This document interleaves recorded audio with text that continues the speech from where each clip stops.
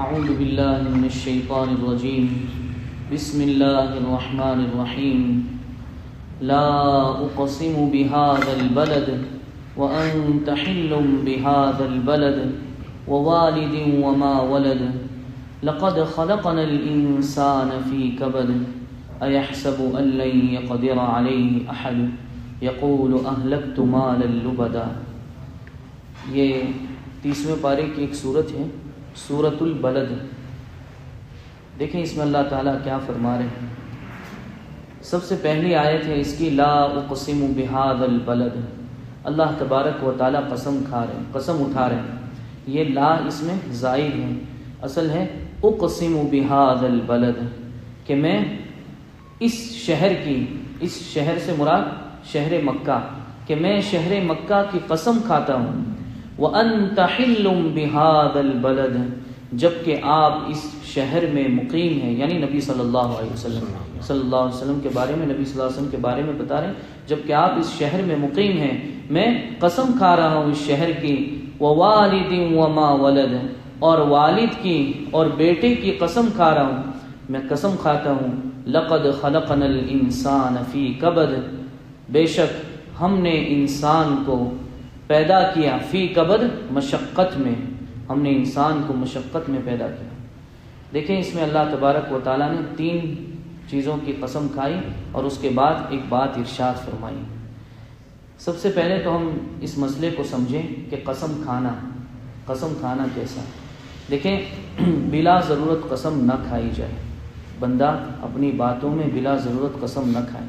اچھا، جب بندہ اگر کوئی ضروری کام ہو، کسی کو یقین دلانا ہو، یا کوئی کام کے لیے بندہ قسم کھائے، تو صرف اللہ کی قسم کھانے کی اجازت ہے، کہ بندہ صرف اور صرف اللہ کی قسم کھائے، اللہ کے علاوہ کسی کی قسم کھانے کی اجازت نہیں۔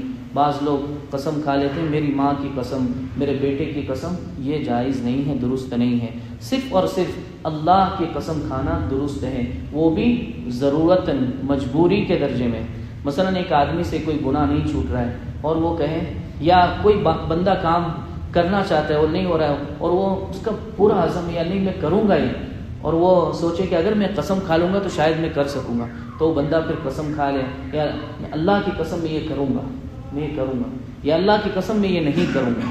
لیکن اس میں ایک بات یاد رکھیں کہ قسم اگر کسی بندے نے اللہ کی کسی کام پر کھائی کہ میں یہ کام کروں گا، تو پھر اس کے لیے ضروری ہو جاتا ہے کہ وہ کام کرے۔ یا پھر اس نے یہ قسم کھائی کہ میں اللہ کی قسم کھاتا ہوں یہ کام نہیں کروں گا، تو پھر اس کے لیے ضروری ہو جاتا ہے کہ اس سے بچے۔ اچھا، الٹا ہو، اگر کسی کام کے بارے میں قسم کھائی کہ نہیں کروں گا اور اس کو کیا، یا کسی کام کے بارے میں قسم کھائی کہ کروں گا اور اس کو نہیں کر سکا، تو پھر اس صورت میں کیا ہوگا؟ اس صورت میں قسم کا کفارہ دینا پڑے گا۔ قسم کا کفارہ کیا ہے؟ 3 چیزیں ہیں۔ سب سے پہلے 10 مسکینوں کو کھانا کھلانا ہے، قسم کا کفارہ 10 مسکینوں کو کھانا کھلائے۔ دوسری چیز، یا تو 10 مسکینوں کو کھانا کھلائے، یا 10 مسکینوں کو کپڑا پہنا دے، یا پھر تیسری چیز اگر یہ دونوں نہ ہو سکے تو پھر بندہ 3 دن کے روزے رکھ لے، 3 دن کے روزے رکھ لے، یہ قسم کا کفارہ ہے۔ دیکھیں یہاں پر اللہ تبارک و تعالیٰ نے شہر مکہ کی قسم کھائی، اور والد اور بیٹے کی، والد اور بیٹے سے مراد، والد سے مراد حضرت آدم علیہ السلام، اور بیٹوں سے مراد پوری انسانیت۔ اللہ تبارک و تعالیٰ خالق ہے، اللہ مالک ہے، اللہ کسی قانون کے پابند نہیں، اللہ جس کی چاہے قسم کھائے، لیکن بندوں کو اجازت نہیں ہے کہ اللہ کے علاوہ کی قسم کھائیں۔ دیکھیں 3 قسمیں کھا کر اللہ تعالیٰ ہمیں ایک بات سمجھانا چاہتے ہیں، کیا؟ لقد خلقنا الانسان فی کبد۔ اللہ فرماتے ہیں ہم نے انسان کو مشقت میں پیدا کیا، ہم نے انسان کو مشقت میں رکھا، یعنی اللہ اپنے بندوں کو بتا رہے ہیں۔ حضرت مفتی محمد تقی عثمانی صاحب اس کی تفسیر میں لکھتے ہیں کہ اللہ اپنے بندوں کو تسلی دے رہے ہیں، بتا رہے ہیں کہ دیکھو کوئی انسان جب سے دنیا بنی ہے قیامت تک، اب تک قیامت تک کوئی انسان ایسا ہو نہیں سکتا جو یہ کہے کہ میری زندگی میں کوئی پریشانی نہیں ہے، میری زندگی میں کوئی مشقت نہیں ہے۔ کیوں؟ اس لیے کہ اللہ نے انسان کو بنایا ہی مشقت میں۔ لیکن 2 عالم، ایک ہے دنیا اور ایک ہے آخرت۔ یہ دنیا ایسی جگہ ہے جہاں انسان کو کبھی خوشی آئے گی، کبھی پریشانی آئے گی، کبھی مشقتیں آئے گی، کبھی اچھے حالات آئیں گے، کبھی برے حالات آئیں گے۔ ایک ہی انسان ہے لیکن اس پر کبھی خوشی آ رہی ہے، کبھی غم آ رہا ہے۔ لیکن دوسرا جو عالم ہے آخرت، اس میں ایسا نہیں ہے۔ اس میں کیا ہے؟ یا تو جس کے ساتھ غم ہے تو ہمیشہ غم ہے، پھر اس کو غم ہی غم ہے. جیسے جہنم، اگر کسی کو نعوذ باللہ اللہ ہماری حفاظت فرمائے کسی کو جہنم میں ڈال دیا گیا تو اس کو ذرہ برابر خوشی محسوس نہیں ہوگی. اور دوسری اس کے برعکس اگر کسی کو جنت میں اللہ تبارک و تعالیٰ اپنے فضل سے پہنچا دے تو اس کو ذرہ برابر غم نہیں ہوگا. دنیا کا معاملہ اس سے الٹا ہے، دنیا میں کبھی خوشی آئے گی کبھی غم آئیں گے. تو اللہ تبارک و تعالیٰ ہمیں بتانا چاہ رہے ہیں کہ دیکھو کبھی پریشانی آئے مشقت آئے تو پریشان مت ہو جانا، اتنا پریشان مت ہو جانا کہ اللہ کا راستہ چھوڑ دو، تم اللہ کو چھوڑ دو، اتنا پریشان نہ ہو جانا. دیکھیں 3 قسمیں کھائی، اس کی مفسرین نے عجیب یہ لکھی ہے کہ حکمت کہ دیکھیں اللہ تعالیٰ نے 3 چیزوں کی قسمیں کھائی. لا اقسم بہذا البلد، سب سے پہلی جو قسم کھائی شہر مکہ کی. اللہ تبارک و تعالیٰ اس بات کی طرف اشارہ کر رہے ہیں شہر مکہ کی قسم کھا کر کہ دیکھو اتنا مقدس شہر مکہ اتنا مقدس شہر، لیکن ذرا اس کا بیک گراؤنڈ دیکھو، کیسے اس کو آباد کیا گیا، کتنی مشقتیں ہوئی اس کو آباد کرنے کے لیے. ہم جانتے ہیں، ہم اگر شہر مکہ کی تاریخ اٹھا کر دیکھیں کہ شہر مکہ کیسے آباد ہوا. حضرت ابراہیم علیہ السلام نے اپنی بیوی حضرت حاجرہ رضی اللہ تعالی عنہا اور اپنے ایک چھوٹے سے بیٹے حضرت اسماعیل علیہ السلام کو وہاں ایسی جگہ چھوڑا جہاں نہ کوئی انسان تھا، نہ کوئی چرندہ، نہ کوئی پرندہ، نہ کوئی نہیں تھا، بالکل چٹیل میدان. اتنی مشقت کی وہاں چھوڑا. ان کو یقین تھا کہ اللہ تعالیٰ اس شہر کو آباد کرے گا، اللہ کے حکم سے چھوڑا تھا. تو اللہ فرمانا چاہ رہے ہیں اتنا مقدس شہر، لیکن اس کے پیچھے پریشانی ہے، پریشانی سے مشقت سے اس کو آباد کیا گیا. پھر دوسری آیت میں اللہ تعالیٰ نے فرمایا وَأَنْتَ حِلٌّ بِهَذَا الْبَلَدِ، نبی علیہ السلام اس میں مقیم ہیں. نبی علیہ السلام کی طرف اشارہ کر کے بتایا کہ اگر کسی انسان کو تکلیف پہنچے، مشقت پہنچے تو وہ نبی علیہ السلام کی تکلیفوں کو سوچے، صحابہ کی تکلیفوں کو سوچے. کیسی مشقت، نبی صلی اللہ علیہ وسلم کو اپنی زندگی میں اتنی مشقتیں پہنچی ہے. خود نبی صلی اللہ علیہ وسلم فرماتے ہیں کہ مجھے جتنا اس دین کے لیے مجھے جتنا ستایا گیا، قسم خدائے پاک کی کسی نبی کو نہیں ستایا، کسی نبی کو نہیں ستایا گیا. ہم جانتے ہیں طائف کے موقع پر ایک ہی واقعہ مختصر سا ہم طائف کا لے لیں کہ طائف کے موقع پر نبی صلی اللہ علیہ وسلم پر جب پتھر برسائے گئے اور نبی صلی اللہ علیہ وسلم آپ کی جوتیاں مبارک خون سے بھر گئیں تو آپ صلی اللہ علیہ وسلم اس وقت پہاڑ کے فرشتے حاضر ہوئے اور کہنے لگے کہ آپ اجازت دیں تو ہم ان کو کچل دیں. لیکن نبی صلی اللہ علیہ وسلم فرمائے نہیں. ہمارے لیے نبی صلی اللہ علیہ وسلم کی زندگی میں نمونہ دیکھیں، کتنا بہترین نمونہ نبی صلی اللہ علیہ وسلم ہمارے لیے چھوڑ کر گئے. نبی صلی اللہ علیہ وسلم نے اس وقت جو دعا کی وہ ہمارے لیے بہترین نمونہ ہے. نبی صلی اللہ علیہ وسلم نے دعا کی اللہم انی اشکو الیک ضعف قوتی، اے اللہ میں کمزور ہوں تو میری کمزوری کی علاج رکھ، میری کمزور. اور نبی صلی اللہ علیہ وسلم نے اس دعا میں ایک عجیب جملہ کہا، یا اللہ اتنے حالات کے باوجود بھی اگر تو مجھ سے ناراض نہیں ہے تو پھر میں خوش ہوں، مجھے کوئی پرواہ نہیں، مجھے کوئی پرواہ نہیں. تو اس میں بتایا گیا نبی صلی اللہ علیہ وسلم نمونہ ہے ہمارے لیے. ہم نبی صلی اللہ علیہ وسلم کو دیکھیں کہ کیسے بھی حالات آئیں، ہم بھی جب کبھی پریشانی آئے اللہ سے کہ اللہ جیسے بھی حالات ہیں لیکن اگر آپ اس میں ہم سے ناراض نہیں ہیں ہم خوش ہیں، ہم خوش ہیں. اس میں اللہ تعالیٰ فرما رہے ہیں کہ انسان کو مشقتوں میں رکھا. وَوَالِدٍ وَمَا وَلَدٍ، والد کو دیکھ لیں، کون؟ حضرت آدم علیہ السلام. کتنی مشقتیں. آدم علیہ السلام شروع میں تو بہت اچھا ان کو جنت میں رکھا گیا، لیکن جب جنت سے نکالا کتنے سال انہوں نے توبہ کی، اتنے سال روئے اللہ کے سامنے، پھر اللہ نے توبہ قبول کی. پھر آگے اللہ تعالیٰ فرماتے ہیں اَيَحْسَبُ أَن لَّن يَقْدِرَ عَلَيْهِ أَيَحْسَبُ أَن لَّن يَقْدِرَ عَلَيْهِ أَحَدٌ، کہ انسان یہ گمان کرتا ہے أَن لَّن يَقْدِرَ عَلَيْهِ أَحَدٌ کہ اس پر کسی کا بس نہیں چلے گا، اس پر کسی کا بس نہیں چلے گا. دیکھیں یہ بعض کافر تھے مکہ مکرمہ میں، وہ اپنی طاقت اور اپنے مال و دولت کی وجہ سے یہ سمجھتے تھے کہ ہم اسلام کو مٹا دیں گے اور ہم پر کسی کی چل نہیں سکتی. اللہ تعالیٰ نے بتایا کہ نہیں، ایسا نہیں ہوگا.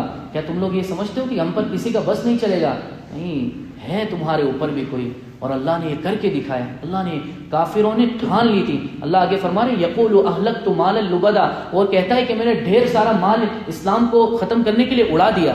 لیکن اللہ نے قرآن میں اعلان کیا یریدون لیطفئوا، اور یہ قیامت تک اعلان ہے یریدون لیطفئوا نور اللہ بافواہہم. جتنی اسلام کو مٹانے کی جب سے دنیا بنی ہے آج تک کوشش ہو رہی ہے، اللہ جانتے اس کو کیا کہہ رہے ہیں، یریدون لیطفئوا نور اللہ بافواہہم. اتنی کوششوں کو اللہ کیا کہہ رہے ہیں، یہ کوشش کرتے کہ اپنے بھوک سے اللہ کے چراغ کو مٹا دیں. واللہ متم نورہ، اور اللہ یہ طے کر چکا ہے اللہ اپنے نور کو مکمل کر کے رہیں گے.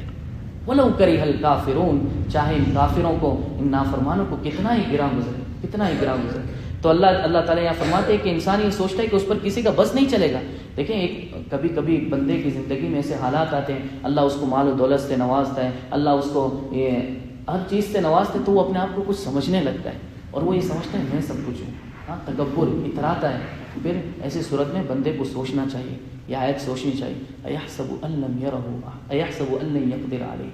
ہاں، جب بندے کا دماغ اوپر چلا جاتا ہے اور وہ اپنے آپ کو کچھ سمجھنے لگتا ہے، تکبر کرنے لگتا ہے، پھر اللہ اس کے اوقات اس کو یاد دلاتے ہیں. حدیث پاک میں حدیث قدسی ہے، الکبریاء ردائی، اللہ فرماتے ہیں تکبر میری چادر ہے، جس نے تکبر اپنایا تو اسے ذلیل کر دوں گا، اسے ذلیل کر دوں. اور اس کے برعکس اللہ تعالیٰ فرماتے ہیں حدیث پاک میں، نبی صلی اللہ علیہ وسلم فرماتے ہیں من تواضع للہ رفعہ اللہ، جو اللہ کے لیے جھک جائے گا، جو اللہ کے لیے تواضع اختیار کرے گا، اللہ اسے عزتوں سے نوازیں گے، اللہ اسے عزتوں سے نوازیں گے. یہ جو کافر تھے یہ کوشش کرتے تھے کہ دین کو مٹا دیا جائے، لیکن اللہ تبارک و تعالیٰ نے انہیں ختم کر کے دکھایا. جنگ بدر میں متکبر جس کے بارے میں نبی صلی اللہ علیہ وسلم نے بتایا، فرعون ھذہ الامہ، ابو جہل اتنا متکبر کہ نبی صلی اللہ علیہ وسلم کہہ رہے ہیں کہ اس امت کا فرعون ہے، لیکن اللہ نے اسے عجیب 2 چھوٹے بچوں کے ذریعے اسے ہلاک کروایا.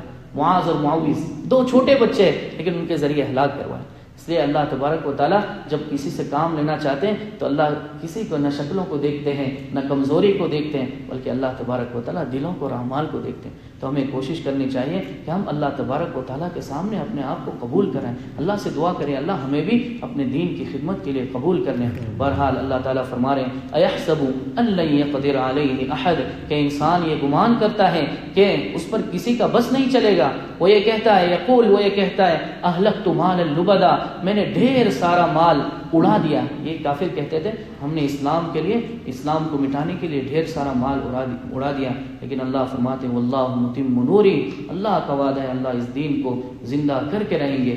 آج بھی جب سے دنیا بنی ہے جس نے مٹانے کی کوشش کی وہ خود مٹ گیا، اور جس نے بڑھانے کی اور اسلام کو اونچا کرنے کی کوشش کی اللہ نے اس کو بھی زندہ رکھا اور اسلام کو بھی، یعنی اس کے نام کو بھی زندہ رکھا. اگر ہم بھی اسلام کا ساتھ دیں گے، اسلام کو اللہ کی مدد کریں گے، ان تنصروا اللہ ینصرکم، ہم اللہ کے دین کی مدد کریں گے اللہ ہماری مدد کرے گا. کہ چند مسائل ہیں اس کو دیکھ لیں انشاءاللہ.